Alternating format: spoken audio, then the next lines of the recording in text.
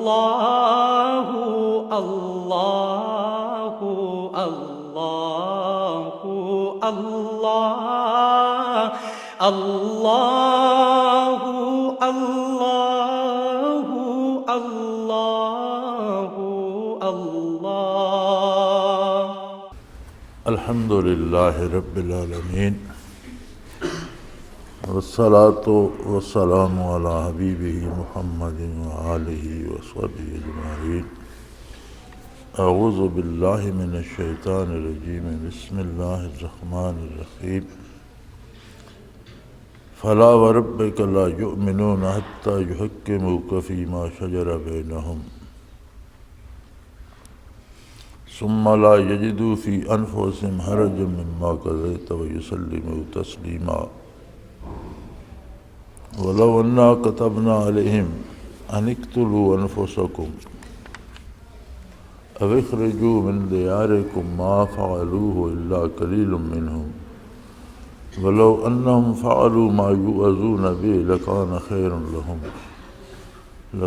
خَيْرًا لَهُمْ وَأَشَدَّ تَثْبِيتًا وَإِذًا لَّآتَيْنَاهُم مِّن لَّدُنَّا أَجْرًا عَظِيمًا وَلَهَدَيْنَاهُمْ صِرَاطًا مُّسْتَقِيمًا۔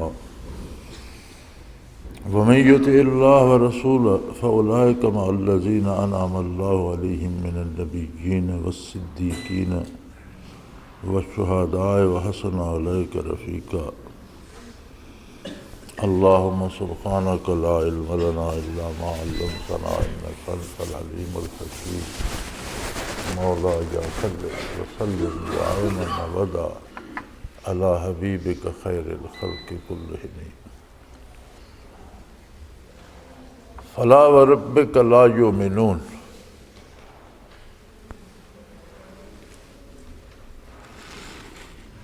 آپ کے پروردگار کی قسم،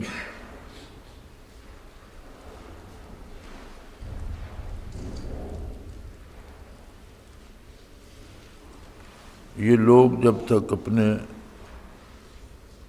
تنازعات میں، جھگڑوں میں، اپنے معاملات میں، آسان ترین بات یہ ہے کہ اسے معاملات کہا جائے، یہ اپنے معاملات میں جب تک آپ صلی اللہ علیہ وآلہ وسلم کو منصف نہ مان لیں تب تک ایماندار نہیں ہو سکتے۔ یعنی ایمان کا تقاضا یہ ہے کہ اپنے معاملات کو حضور اکرم صلی اللہ علیہ وآلہ وسلم کے ارشاد عالی کے مطابق ڈھال لیا جائے۔ اللہ کریم نے یہاں اپنی ربوبیت کی قسم کھائی ہے۔ ربوبیت اللہ کریم کی وہ صفت ہے جس سے مخلوق تخلیق بھی ہوئی، پل بھی رہی ہے، اپنے انجام کو پہنچ رہی ہے۔ تو گویا ربوبیت ہر ذرہ بدن، ہر باڈی سیل پہ حاوی ہے، اس کی تربیت کر رہی ہے، اسے جانتی ہے۔ تو فرمایا اللہ کی ربوبیت اس بات پہ گواہ ہے کہ جب تک یہ آپ صلی اللہ علیہ وسلم کی اطاعت کے تابع نہ ہو جائیں، اس کے سانچے میں نہ ڈھل جائیں، تب تک ایماندار نہیں ہو سکتے۔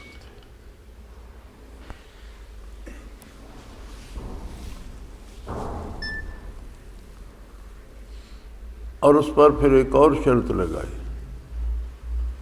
کہ یہ نہیں کہ مجبوراً آپ کی اطاعت کر لیں اور سنت کے مطابق عمل کریں، یہ نہ ہو کہ لوگ کیا کہیں گے، یہاں سے اس نے عمل نہیں کیا، لوگوں کو دکھانے کے لیے کر لیں، نہیں۔ ثم لا یجدوا فی انفسہم حرجا، اپنے نہاں خانہ دل میں بھی اطاعت نبوی پر کوئی تنگی محسوس نہ کرے کہ ایسا کیوں کرنا پڑا، یا اس میں میری آنر چلی گئی، یا میری بات چلی گئی، یا میرا مالی نقصان ہو گیا۔ ان چیزوں سے بالا تر ہو کر خلوص دل سے جب تک آپ کی اطاعت نہ کر لیں اور اسی وہ اطاعت میں راضی نہ ہو جائیں، ان کا دل اس پہ خوش ہو کہ میں نے حضور کی اطاعت کی ہے،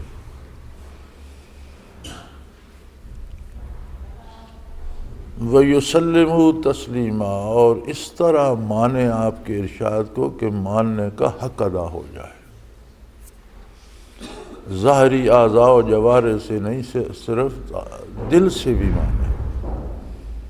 اور ان کی خوشی اسی میں ہو کہ جس میں آپ صلی اللہ علیہ وسلم کی اطاعت کی گئی۔ بتقاضۂ بشریت خطا ہو سکتی ہے، کہیں اتباع چھوٹ سکتا ہے، غلطی ہو سکتی ہے، لیکن اس کا فوراً احساس ہو، رجوع اللہ کرے، اللہ سے توبہ کرے، اور ان کے دل کی خوشی اس بات میں ہو کہ ہر معاملے میں حضور اکرم صلی اللہ علیہ وسلم کا اتباع کیا جائے۔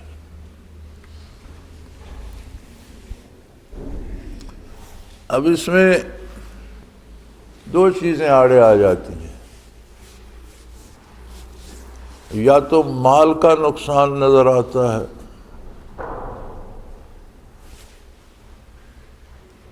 تو لوگ چھوڑ جاتے ہیں کہ نہیں جی اتنا مال کس طرح سے ضائع کر دیں۔ جس طرح آج کل عام رواج ہے کہ ہر بندہ اپنے پیسے پہ سود لیتا ہے، کبھی اس کا نام مارک اپ رکھ لیتے ہیں، کبھی منافع رکھ لیتے ہیں، مال کا نقصان برداشت نہیں کرتے، اور معاملات میں، ناپ تول میں، لین دین میں ہر آدمی کو یہ حرص ہوتی ہے کہ میرا مال بڑھتا رہے، زیادہ ہوتا رہے، ساری عمر بڑھاتا رہتا ہے اور چھوڑ کے مر جاتا ہے۔ یا پھر جان کا نقصان ہوتا ہے، میری آنر ہے، میری عزت ہے، لوگ کیا کہیں گے۔ اللہ کریم نے فرمایا کہ یہ تو میرا کرم ہے کہ میں نے اپنا نبی مبعوث فرما کر بہترین، خوبصورت، آرام دہ زندگی گزارنے کے راستے متعین فرمائے۔ دنیا کے جتنے معاملات ہیں ان میں موازنہ کر کے دیکھ لیں، تجزیہ کر کے دیکھ لیں،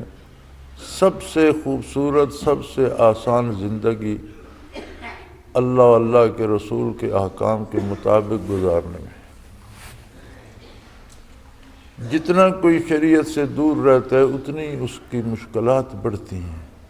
اتنی اس کے معاملات میں الجھاؤ آتا ہے، اتنی اس کی تکلیفیں اور دکھ بڑھتے ہیں۔ تو یہ تو اللہ کریم کا احسان ہے کہ اس نے زندگی آسان کر دی۔ اگر تمہیں دنیا میں آ کر مال اور جان عزیز ہیں تو اللہ قادر ہے، وہ ایسا بھی تو کر سکتا تھا کہ وَلَوْ أَنَّا كَتَبْنَا عَلَيْهِمْ أَنِ اقْتُلُوا أَنفُسَكُمْ، اگر شرط ایمان یہ رکھ دی جاتی کہ جو ایمان لاتا ہے وہ اپنے آپ کو قتل کر دے، اپنی گردن کاٹ دے، اپنے سینے میں گولی مار لے، اپنے سینے میں چھری اتار دے، اپنے آپ کو قتل کر دے، تب ایمان قبول ہوگا۔ پھر تمہاری آنر کہاں جاتی، اور تمہاری جان اور تمہارا وجود اور تمہاری میں کا کیا حشر ہوتا اگر شرط ہی یہ لگا دی جاتی کہ اس کا ایمان قبول ہوگا جو ایمان لائے اور اپنے آپ کو قتل کر دے۔ یا دوسرا مال کا بڑا ہوتا ہے،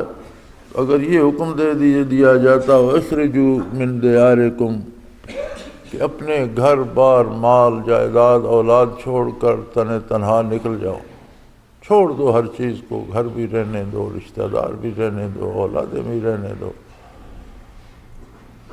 اگر اس طرح کی شرطیں رکھ دی جاتی ایمان کے ساتھ کہ ایمان اس کا قبول ہوگا جو اپنے آپ کو قتل کر دے، یہ شرط لگا دی جاتی کہ گھر بار سب کچھ چھوڑ چھاڑ کر نکل جائے، تو پھر کیا کرتے؟ اب اگر تمہیں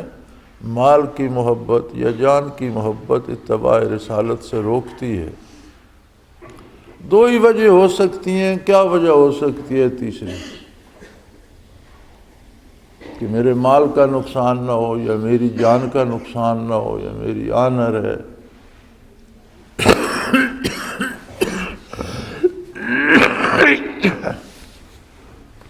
تو اگر اللہ کریم شرط ایمان یہ رکھتے تھے کہ اس کا ایمان قبول ہوگا جو ایمان لائے اور اپنے آپ کو قتل کر دے، تو پھر تمہاری جان کا کیا بنتا؟ یا یہ شرط ایمان رکھ دیتے کہ جو ایمان لائے وہ گھر بار ہر چیز مال و دولت چھوڑ کر نکل جائے، تو پھر کیا کرتے؟ ما فعلوه الا قلیل منا، یہ مشکل ہو جاتا، لوگ کر نہیں پاتے، یہ کرنا اتنا آسان نہ ہوتا، لیکن پھر بھی کچھ دیوانے ایسے ہوتے جو یہ بھی کر گزرتے۔ بہت تھوڑے لوگ ہوتے جن میں اتنی جرت ہوتی، جو اتنے فدا ہوتے، اتنے جانثار ہوتے، اتنی قربانی کرتے، لیکن ہوتے ضرور، یہ نہیں ہے کہ کوئی نہ ہوتا۔ اور پھر وَلَوْ أَنَّهُمْ فَعَلُوا مَا يُوعَظُونَ بِهِ لَكَانَ خَيْرًا لَهُمْ، اگر یہ احکام دے دیے جاتے تو فائدے میں پھر وہی رہتا جو یہ کر گزرتا، اپنے آپ کو قتل کر دیتا، یہ گھر بار چھوڑ کر نکل جاتا، تو وہی فائدے میں رہتا۔ لَكَانَ خَيْرًا لَهُمْ وَأَشَدَّ تَثْبِيتًا، یہی اس کے لیے بہتر ہوتا اور یہی چیز ایمان کو پختہ کرنے کی اور قابل قبول بنانے کی وجہ بنتی۔ لیکن اس ذات بے نیاز نے ایسی کوئی شرط نہیں لگائی تم پر، تمہاری زندگی آسان کر دی، کھانے کو طیب اور حلال قرار دیا، افعال میں نیکی، صلہ رحمی، محبت اور شفقت قرار دی، جان مال آبرو کی حفاظت کا حکم دیا، آسانیاں پیدا کی۔ ہر شرعی حکم جو ہے اس کام کو کرنے کا آسان ترین طریقہ بھی ہے۔ اور اگر وہ ایسا کر گزرتے اذا لآتیناہم من لدنا اجرا عظیما، تو ہم انہیں اپنی طرف سے اس کا بہت بھاری معاوضہ دیتے، بہت بھاری بدلہ دیتے، بہت بڑا اعلیٰ انعام عطا فرماتے۔ وَلَهَدَيْنَاهُمْ صِرَاطًا مُسْتَقِيمًا، اور انہیں سیدھی راہ دکھاتے۔ ہدایت پر پھر وہی لوگ ہوتے۔ اس کا مطلب ہے کہ اطاعت پیغمبر صلی اللہ علیہ وآلہ وسلم کے ساتھ دو انعامات ہیں۔ ایک یہ کہ ہدایت اور سیدھی راہ پر وہی ہے جو اتباع سنت کرتا ہے، دوسرا یہ کہ عظیم انعامات اسی کو ملیں گے جو اپنی زندگی اتباع رسالت صلی اللہ علیہ وسلم میں بسر کرتا ہے۔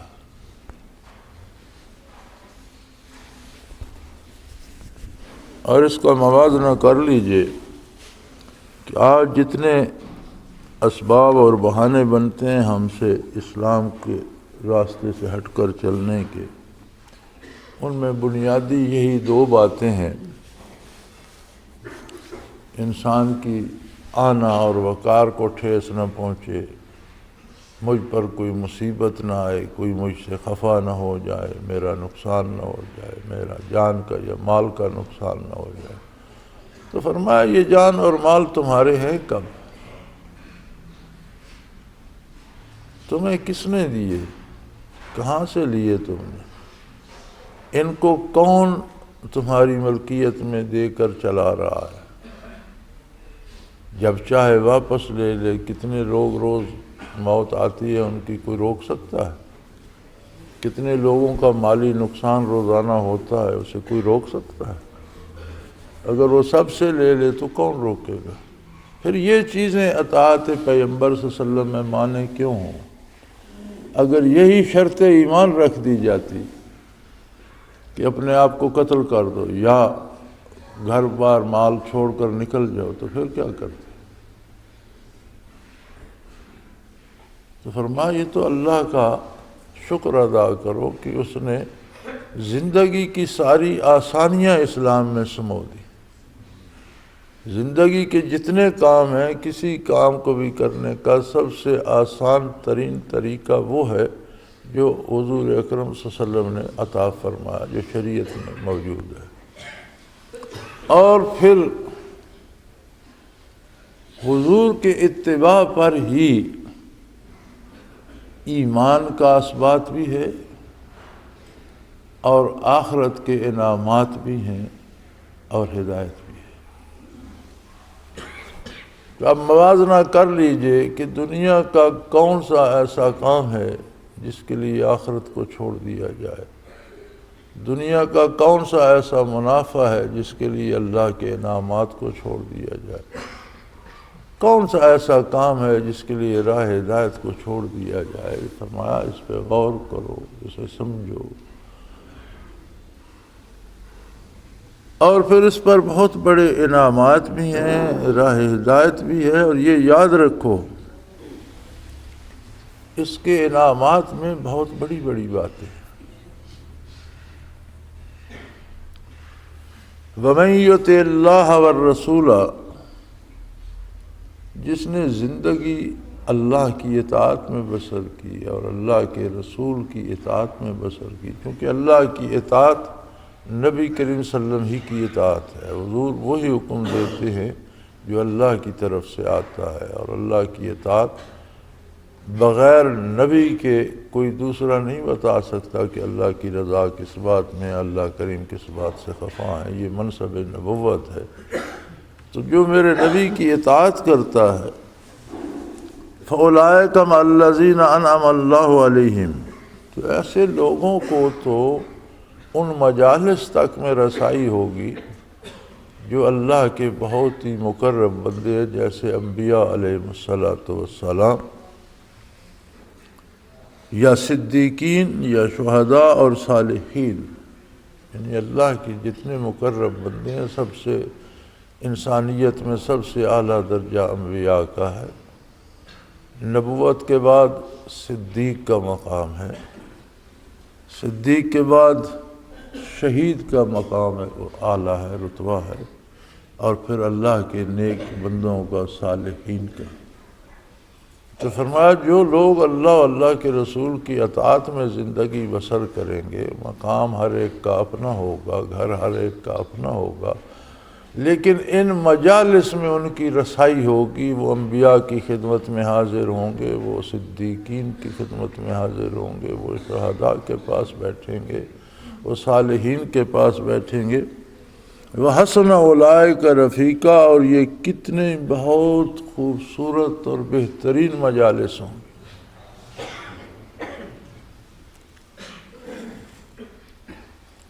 اس آیہ کریمہ کا شان نزول بھی ایسا ہی ہے کہ ایک صحابی نے عرض کی یا رسول اللہ صلی اللہ علیہ وسلم، بات آخرت کی جنت کی ہو رہی تھی، تو اس نے عرض کی کہ یا رسول اللہ جنت میں اللہ ہمیں لے گیا تو ہم اپنے مقام پر کہیں نیچے پڑے ہوں گے، آپ کے منازل انتہائی اور آخری اور اعلیٰ مقام ہوں گے۔ تو جنت سے تو ہمیں یہ دنیا بھلی کہ یہاں ہم گھر سے آتے ہیں، روکھی سوکھی کھائیں، جیسا بھی ہو، تکلیف میں ہوں، آرام میں ہوں، لیکن حاضر ہوتے ہیں مسجد نبوی میں اور آپ کے دیدار عام سے فیض یاب ہوتے ہیں، آپ کے رخ انور کو دیکھتے ہیں، آپ کے ارشادات براہ راست سنتے ہیں، اور زندگی کا مزہ آ جاتا ہے، سارے دکھ بھول جاتے ہیں۔ جنت میں آپ کن اعلیٰ مقامات پر، مقام محمود پر ہوں گے، ہم اپنے اپنے درجت بدرجہ ہوں گے، تو پھر جنت کا کیا فائدہ جب نہ آپ کی زیارت ہو سکی، نہ آپ کے ارشادات سن سکے۔ تو یہ آیہ کریمہ نازل ہوئی تھی کہ ایسی بات نہیں ہے، جو حق اطاعت ادا کریں گے، جن کی زندگی میرے نبی کے ارشادات کے مطابق ہوگی، جس طرح یہاں گھر سے نکل کر مسجد نبوی میں آ جاتے ہو، جنت میں بھی تم اپنے گھر سے نکلو گے تو بارگاہ رسالت میں حاضری کی اجازت ہوگی، پہنچ جاؤ گے، ارشادات سنو گے، دیدار سے نوازے جاؤ گے۔ سارے انبیاء، صدیقین، شہداء، صالحین یعنی مقربین مل بیٹھیں گے، حاضر ہوں گے ایک دوسرے کے پاس، مجالس ہوں گی، اور کیا ہی خوبصورت مجالس ہوں گی جن میں اطاعت گزاروں کو رسائی نصیب ہوگی۔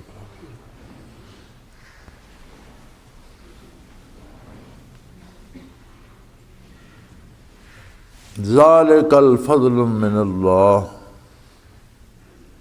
وکفی باللہ علیما،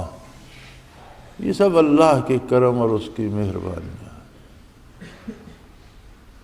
یہ اللہ کی عطا ہے۔ انسانی فیصلے بھی اس کی عطا کے محتاج ہیں۔ انسان کو صرف ایک فیصلہ کرنا ہوتا ہے، صرف ایک، کہ اسے اللہ و اللہ کے رسول کے ساتھ رہنا ہے یا الگ زندگی گزارنا، اور یہ فیصلہ ہر کام پہ کرنا پڑتا ہے، ہر معاملے پہ کرنا پڑتا ہے کہ میں حضور کا خادم ہوں یا میں اپنی مرضی سے زندگی بسر کروں، مجھے ویسا بننا ہے جیسا حضور چاہتے ہیں یا ویسا بننا ہے جس میں میرے خیال میں میری بڑی آنر ہے یا میری عزت ہے یا میری بات رہ جائے۔ اس سے آگے توفیق وہ خود عطا کرتا ہے، والذین جاہدوا فینا لنہدینہم سبلنا، جو یہ کوشش کرتے ہیں کہ ہم اللہ کی راہ میں، اللہ کی طلب میں نکلیں، اللہ ان کو اپنے راستے واضح کر دیتا ہے، چلنے کی توفیق عطا کر دیتا ہے، عمل کی توفیق عطا کر دیتا ہے۔ عجیب عجیب معاملات سامنے آتے ہیں، احباب اپنے احوال بھی لکھتے رہتے ہیں، اور ایک بات بڑی کثرت سے ہوتی ہے، جی ذکر میں سستی ہو رہی ہے، میرے لیے دعا کریں، میں ذکر نہیں کر سکتا، کوئی کہتا ہے میرا دورانیہ کم ہو گیا، کوئی کہتا ہے کبھی چھوٹ جاتا ہے کبھی کرتا ہوں۔ تو فرداً جواب دینے کی بجائے سارے حضرات سن لیجئے کہ جب ہم سے ذکر چھوٹتا ہے یا جب ہم سے اتباع سنت چھوٹتا ہے یا جب ہم سے شریعت پر چلنا چھوٹتا ہے تو اس کی بنیادی وجہ ہمارے فیصلے کی کمزوری ہوتی ہے۔ ہم یہ طے نہیں کر پاتے کہ مجھے کس راستے پہ چلنا ہے، ہم مذبذب ہوتے ہیں، کہیں اسلام کی طرف رخ کر لیا، کبھی دنیا کی طرف کر لیا۔ تذبذب جو ہے یہ کوئی فیصلہ نہیں ہوتا، متذبذب ہونا کبھی ادھر کبھی ادھر، یہ فیصلہ یہ ہوتا ہے کہ یا آپ ادھر ہیں یا ادھر، طے ہو جائے کہ میں ادھر ہوں یا پھر میں ادھر ہوں۔ آپ دیکھیں دنیا میں بھی لوگ سیاست میں، معاملات میں، خاندانی معاملات میں لوگ ایک دھڑے میں چلے جاتے ہیں، پھر نفع نقصان برداشت کرتے رہتے ہیں کہ نہیں میری پارٹی یہ ہے، میرا دھڑا یہ ہے۔ آپ نے دیکھا نہیں، لوگ نہ انہوں نے ایم این اے بننا ہوتا ہے، نہ ایم پی اے بننا ہوتا ہے، نہ انہیں کوئی رتبہ، صرف محض ووٹر ہوتے ہیں اور اپنی سیاسی مطالبات کے لیے جل کر مر جاتے، برسوں جیلوں میں پڑے رہتے ہیں، اپنی بات سے نہیں ہٹتے۔ اس طرح کا فیصلہ کیا جائے نا کہ مجھے حضور کے اتباع میں رہنا ہے، تو پھر سستی بستی نہیں ہوتی، پھر اللہ کریم توفیق دے دیتا، کیونکہ وہ تو اللہ کا وعدہ ہے، والذین جاہدوا فینا لنہدینہم سبلنا، جو ہمارے لیے محنت کرتے ہیں ہم ان کے لیے اپنے راستے کھول دیتے ہیں، انہیں راستہ پر چلنے کی توفیق بھی عطا کر دیتے ہیں، راستہ بتا بھی دیتے ہیں۔ لیکن اگر کسی کا یہ فیصلہ ہی کمزور ہو، مذبذبین میں ہو کہ کبھی ادھر کبھی ادھر، تو پھر اس کی مدد کون کرے گا؟ تو یہ جتنے دوستوں کو شکایت ہوتی ہے نا کہ معمولات میں سستی ہو رہی ہے اور یہ ہے اور وہ ہے، اس کی بنیادی وجہ ہمارے فیصلے کی کمزوری ہوتی ہے۔ اپنا فیصلہ قطعی کر لیں، طے کر لیں کہ مجھے ایسا کرنا ہے، تو اللہ کریم اس کے اسباب بنا دیتے۔ اور پھر کتنی واضح اور خوبصورت بات بتائی قرآن حکیم نے کہ اللہ تو مالک ہے، اب کوئی بھی مشکل ترین شرط لگا دیتا، وہ فرما دیتا کہ جو ایمان لائے اس کے ایمان کا ثبوت یہ ہے کہ اپنے آپ کو قتل کر دے، تو فرمایا پھر قتل کرنا ہی عین سعادت ہوتا اور وہی مقبول بارگاہ ہوتے جو اپنے آپ کو قتل کر دے۔ وہ یہ شرط لگا دیتا کہ جو ایمان لائے گھر بار چھوڑ کر تنہا نکل جائے، جنگلوں میں رہے، کہیں رہے، پھر ایسا کرنا ہی عین سعادت ہوتا، پھر اسی میں ساری برکات ہوتی ہیں اور اسی کو سارے انعامات ملتے۔ تو اس نے تو زندگی آسان کر دی اور ہر معاملے کا آسان راستہ بتا دیا، اور دوسرے راستے شریعت کو چھوڑ کر دوسرے راستے مشکل ترین راستے ہیں، ان پر چل پڑتے اور آسان ترین راستے پر نہیں چلتے جہاں برکات نبوت نصیب ہوں۔ پھر سارے انعامات اخروی اس بات پہ رکھے گئے ہیں کہ وہ کتنے خلوص دل سے، کتنی گہرائی سے حضور اکرم صلی اللہ علیہ وسلم کی اطاعت کرتا ہے، حتیٰ کہ جنت میں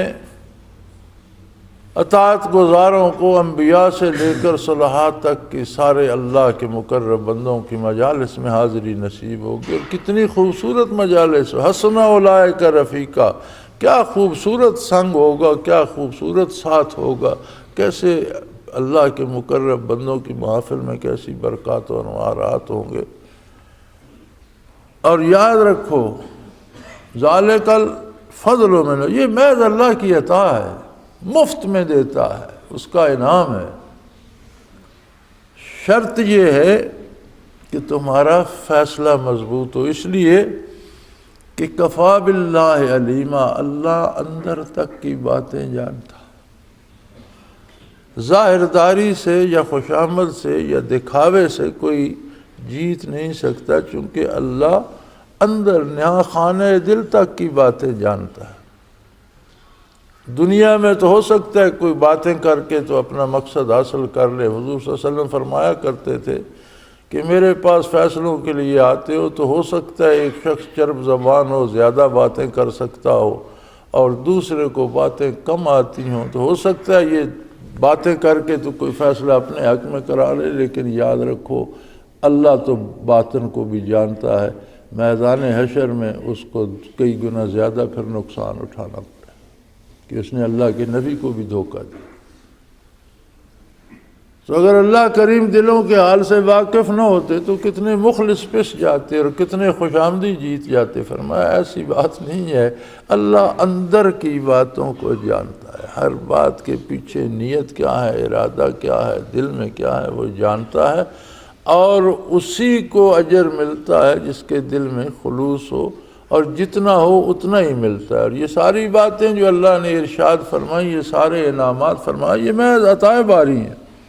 ذالک فضل من اللہ، یہ اللہ کا فضل ہے، اللہ کی عطا ہے، اللہ کا انعام ہے۔ لیکن یہ یاد رکھو وَقَا بِاللَّهِ عَلِيمًا، اللہ اندر کی باتوں کو بھی جانتا ہے۔ جو کچھ کرو ایکٹنگ نہ کرو، خلوص دل سے کرو، دکھاوے کے لیے نہ کرو، خلوص دل سے کرو۔ تو جب کوئی طے کر لیتا ہے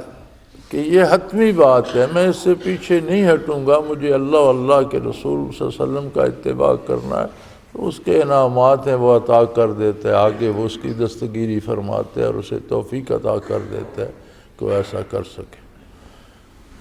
وآخر دعوانا ان الحمد للہ رب العالمین والصلاة والسلام علی حبیبہ محمد۔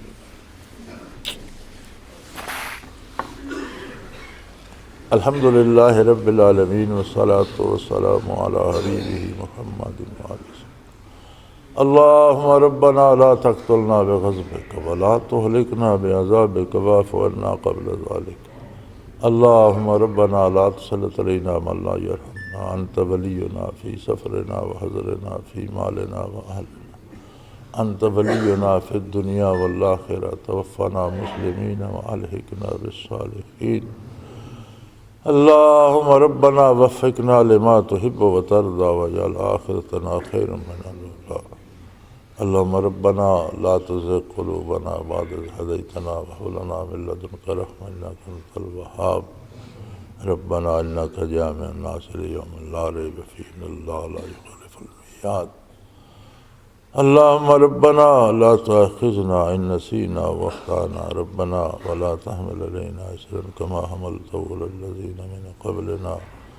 ربنا ولا تحملنا ما لا طاقة لنا به واعف عنا واغفر لنا وارحمنا أنت مولانا فانصرنا على القوم الكافرين وصلى الله تعالى على حبيبه اللہ اللہ اللہ اللہ اللہ اللہ اللہ اللہ۔ حضرت امیر محمد اکرم آوان مد ذلہ العالی دارالعرفان منارہ ضلع چکوال میں سالہ سال سے قرآن و حدیث کے اوپر خطابات کر رہے ہیں اور سلسلہ نقشبندیہ اویسیہ کے مطابق لوگوں کو ذکر الہی کی تربیت دے رہے ہیں۔ وہ قرآن پاک کی تفسیر ترتیب وار بیان کر رہے ہیں۔ تفسیر قرآن کو وہ موجودہ ملکی اور بین الاقوامی حالات کے مطابق بیان کرتے ہیں۔ موٹر وے سے کلر کہار کے انٹرچینج سے نکلتے ہوئے کلر کہار کی جھیل سے ہوتے ہوئے میانی، بوچھال اور نور پور سے گزرتے ہوئے دارالعرفان منارہ پہنچ سکتے ہیں۔